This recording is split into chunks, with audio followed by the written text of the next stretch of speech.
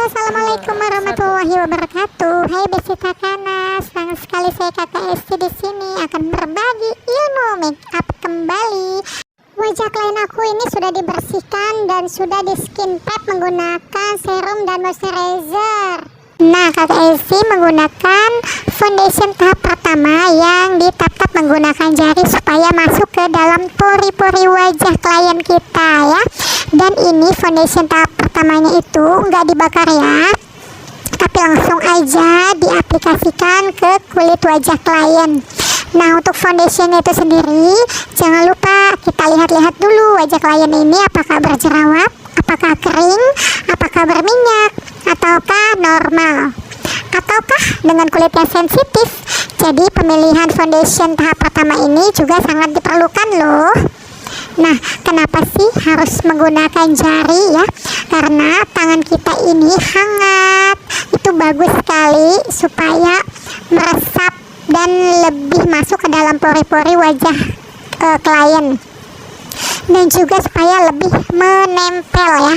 Tapi kalau kalian tidak menggunakan jari atau mau menggunakan brush atau spons juga tidak masalah, tergantung kalian ya. Nah, setelah itu Kakak Esti kembali mengaplikasikan foundation tahap kedua dengan foundation yang sudah di mixing. Boleh dibakar, boleh juga tidak, tergantung apa yang diracik ya. Maksudnya yang diracik itu mixingan dari foundation lainnya. Tapi jangan terlalu oily karena ini kebetulan klien aku memiliki kulit yang normal ya, cenderung berminyak. Jadi aku tidak mengambil yang agak oily foundationnya, jadi yang mengurangi oily ya. Nah, kemudian setelah dibakar baru aku aplikasikan ke wajah secara merata dan ditap-tap menggunakan spons yang sudah bersih kering ya.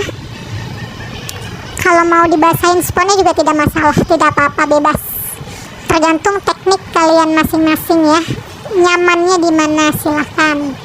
Sambil menunggu, Kakak Esti tuh mau cerita pengalaman Kakak Esti selama merias dan mendekor ya. Karena kebetulan Kakak Esti juga seorang WO atau wedding organizer yang menjual jasa paket pernikahan. Nah, banyak sekali karakter-karakter yang Kakak Esti tuh temukan di lapangan ya. Jadi tidak semuanya itu klien-klien kita itu menerima segala paketan gitu, tapi ada juga tetangganya gitu kan, saudaranya yang tiba-tiba ikut campur dalam ya, tahu-tahu ada yang ngatur ini pelaminannya ditaruhnya di sini aja bagusnya, terus panggungnya di sini aja gitu kan, padahal dia nggak tahu ya kalau itu tuh pelaminan di situ tuh akan mengganggu ya.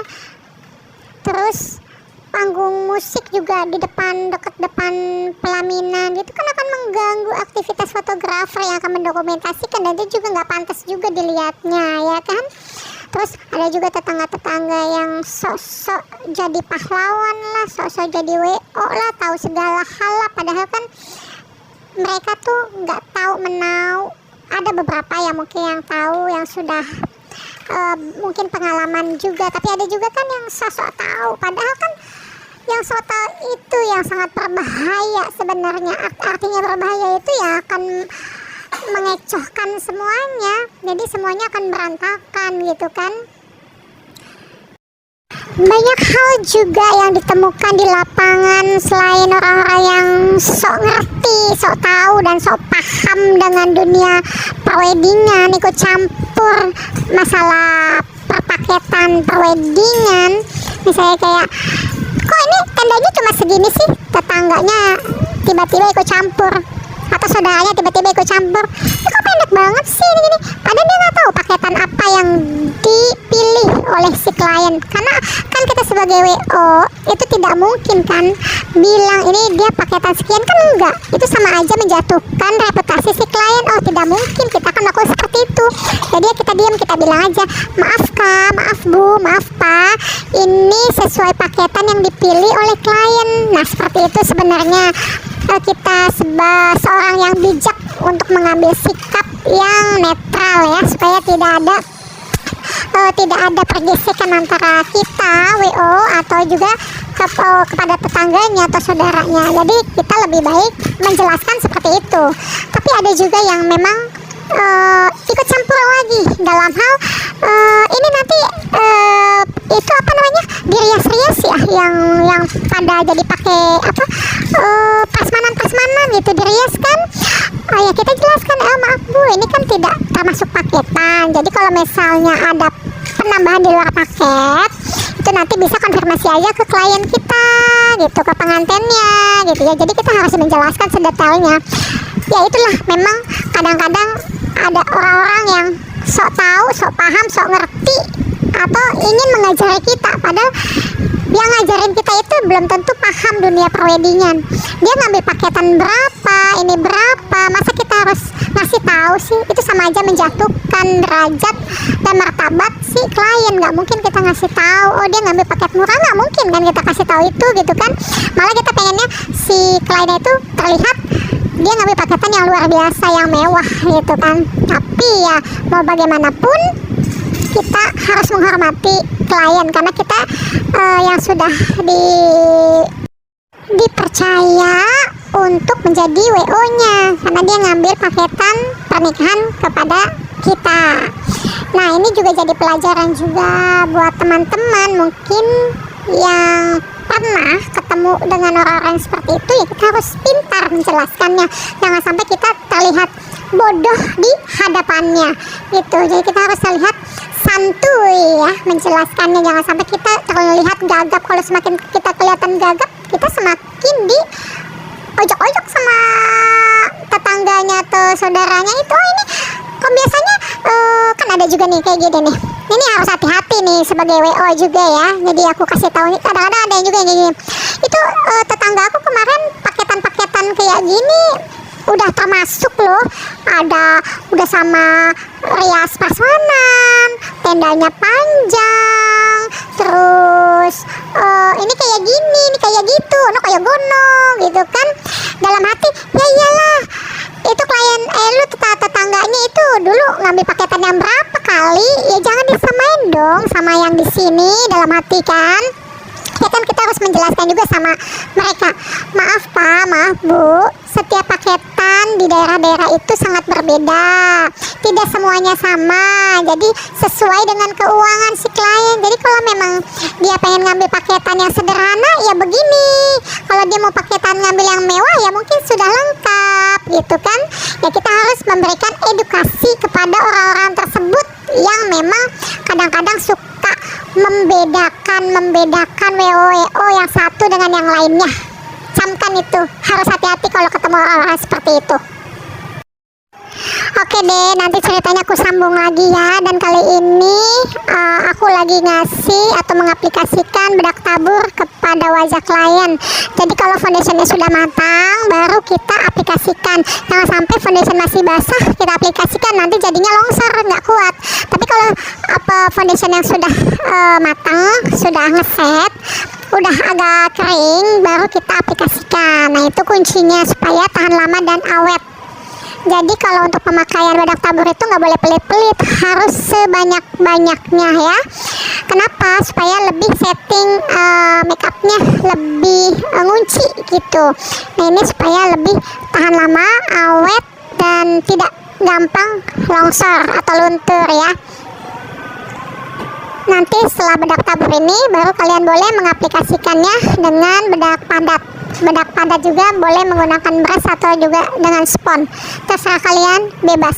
Untuk produk-produk tersendiri, ini kebetulan aku memakai Ultima dan di mixing dengan Revlon dan juga dengan makeover. Jadi kalian terserah mau pakai produk apa aja untuk bedak taburnya, silahkan sesuaikan dengan apa yang kalian mau. Karena setiap MUA atau perias itu berbeda-beda produknya sesuai dengan kenyamanan yang dia punya ya. Nah setelah pengaplikasian bedak tabur, saya brush dengan hati-hati. Jadi nanti supaya jatuhnya kulit wajah itu nggak tebal, nggak medok, jadi lebih terkesan natural. Jadi sebenarnya mendoknya itu bukan di foundation bukan di bedak tabur ya. Jadi semua itu memiliki teknik-teknik tersendiri. Makanya kenapa aku walaupun tebal foundationnya tapi terlihat tipis.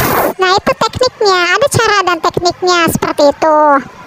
Buat teman-teman yang masih ingin belajar make up atau pemula, jangan pernah putus asa ya. Tetap semangat dalam belajar. Mau belajar apapun harus tetap semangat.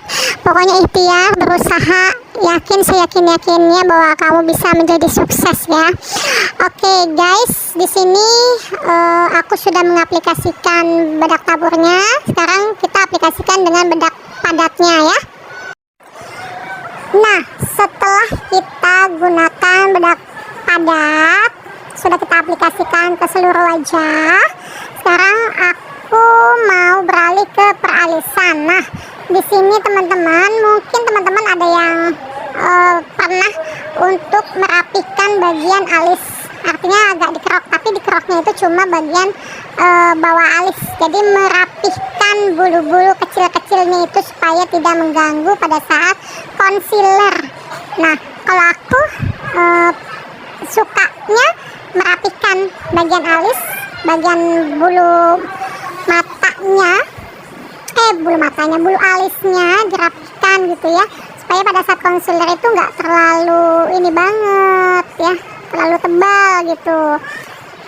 Tapi kadang-kadang kalau misalnya itu juga tergantung kliennya, kadang-kadang ada yang minta aku nggak mau di kerok, ya udah nggak apa-apa, cuma memang hasilnya lebih halus yang udah dirapikan alisnya gitu. Itu hasilnya pasti beda jauh banget antara yang tidak mau dirapihkan dengan yang dirapihkan. Kalau yang dirapihkan itu pasti akan kelihatan halus pada saat di concealer ya, karena bulu-bulu kecil-kecilnya itu yang mengganggu itu udah nggak ada, udah terhempas, kita kerok, kita hapuskan gitu. Nah selanjutnya untuk bagian bulu mata, kok jadi bulu mata, untuk bagian alis ini kita bingkai kanan dan bingkai kiri ya, supaya terlihat simetris atau sama.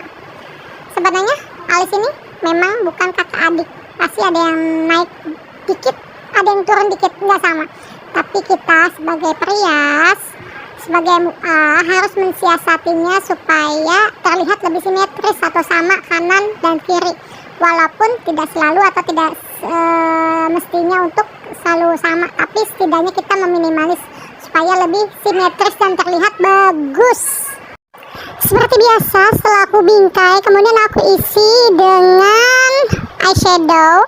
Kalau enggak, aku isi dengan eyebrow yang gel, atau aku isi dengan spidol. Pokoknya tergantung moodnya, lagi pengen apa dulu gitu kan. Yang penting intinya rapih dan bagus untuk wajah klien, cocok untuk wajah klien ya, cocok ya. Oke. Kemudian aku arsir, aku isi, lalu aku rapikan. Dan setelah rapi, kamu bisa gunakan concealer ya untuk menutupi kekurangan dan mensimetriskan alis yang sudah kita isi dengan eyeshadow, eyebrow atau spidol. Jadi kita rapikan, kita tutupi kekurangan di alis supaya lebih indah dilihat. Nah, buat teman-teman yang masih belajar untuk membuat alis, tetap semangat ya, karena memang di sini yang paling sulit ya, atau tidak mudah. Sebenarnya mudah tapi tidak mudah.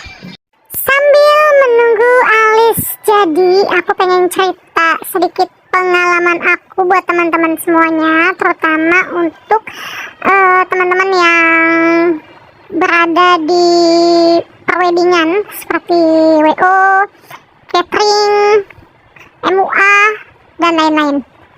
Jadi ceritanya gini, beberapa waktu lalu aku terima sebuah inbox atau WA, dan itu dia WA katanya Kak, aku minta PL-nya dong untuk akad aja, kata dia gitu.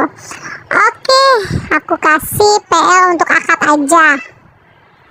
Setelah itu, Kak, aku boleh telepon nggak?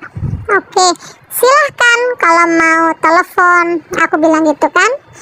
Kemudian dia telepon, terus bilangnya gini, Kak, ini kan aku lagi ada di Jawa, sementara istri aku orang Bekasi, kata dia gitu speaknya. Terus ini kan rencananya bukan buat akad, tapi buat pemberkatan katanya. Jadi kebutuhannya cuma make up aja. Terus nanti ada karpet jalan. Terus nanti ada janur. Kemudian ada tenda. Tapi tenda nyusul deh Kak, katanya gitu kan. Terus nanti ada foto dan video. Terus dan MBW lain dalam hati aku. Ini katanya akad doang, maksudnya pemberkatan doang, tapi nyaris seperti mau buat paketan gitu kan. Jatuhnya kan ngecer kan gitu kan.